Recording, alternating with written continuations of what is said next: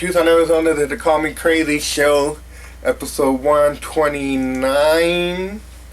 And I'm very happy to be here, and I don't have much time, but I'll get back to you on that. Well, first things first, I want to say I was reading the news, hearing the news, and as of right now in Iraq, this morning, there was a suicide bomber that managed to kill 115 Iraqis and police officers, and pretty much one of the biggest suicide bombing ever that happened in Iraq, which ended up taking out 115 people.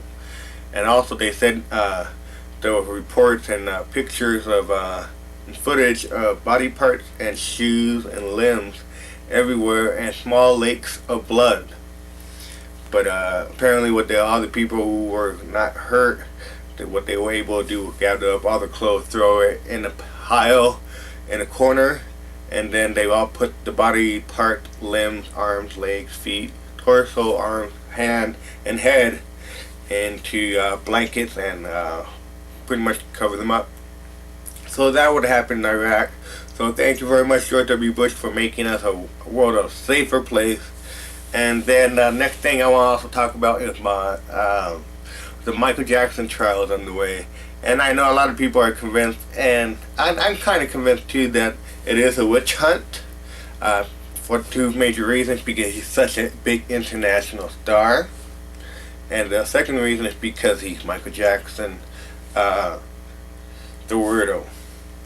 But anyways, the accuser, the 13-year-old boy accuser back then in 2003, has been reportedly been saying that he will testify on his own behalf at the Michael Jackson trial, and he'll explain to the jury that Michael Jackson molested him and gave him alcohol and showed him explicit pornography. I don't know if this is all true. We'll have to see if this is actually any truth. But the first thing I also want to say, I remember back in '93 is when Michael Jackson had one of the first cases concerning child molestation. And who knows, maybe it's a mother and a boy who are after Michael Jackson to extort some money from him. But then again, we have to all pursue this, because what if there's a little hint of the truth into these allegations?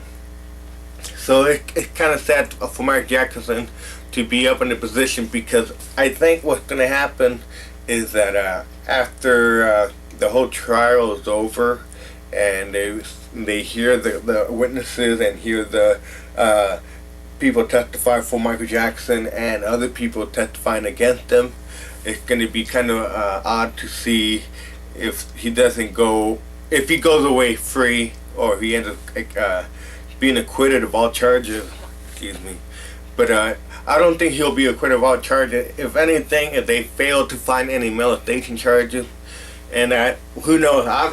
Who knows? We'll find out.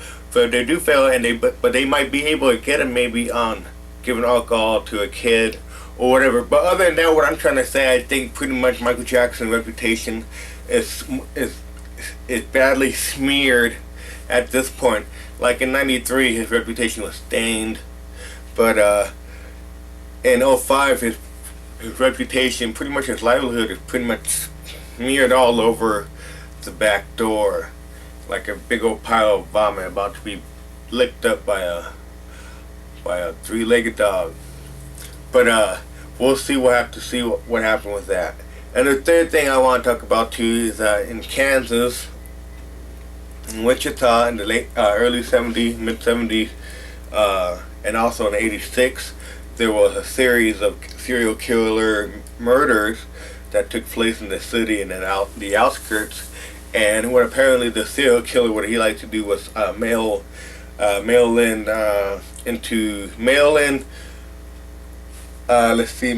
to the post office, right, to the newspaper offices and to media outlets, and then he would tell them why he killed the murder victim.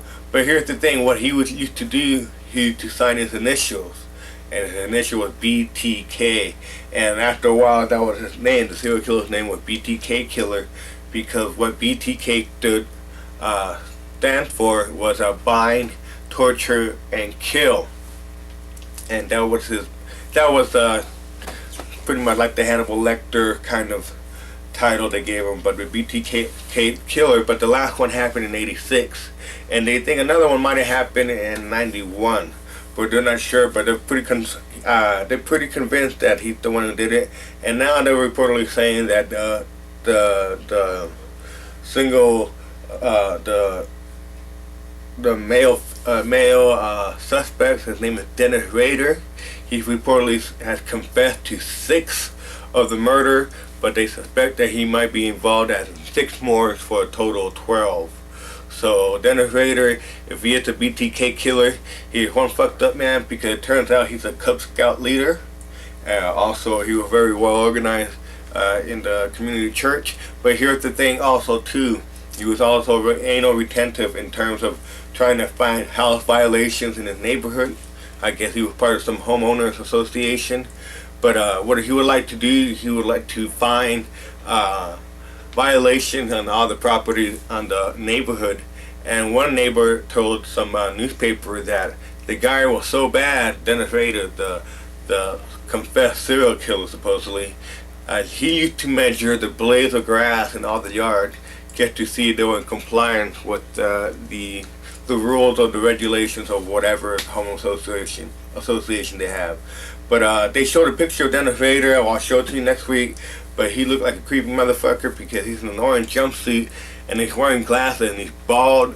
And get to think that he spent almost 30 years reliving the same fantasy over and over again. Okay, people, I gotta go, but I'll let you guys go. But I'll see you guys in 2 weeks, and we're gonna have the 7-year anniversary or 8-year anniversary of the Call Me Crazy show, and hopefully we'll have a big shindig. Before I leave, I'd like to say I've barely heard the Snoop Dogg song featuring The Doors, Riders on the Storm. I was kind of blown by that. And then also too, I want to say is that I'm just waiting on Revenge of the Sith.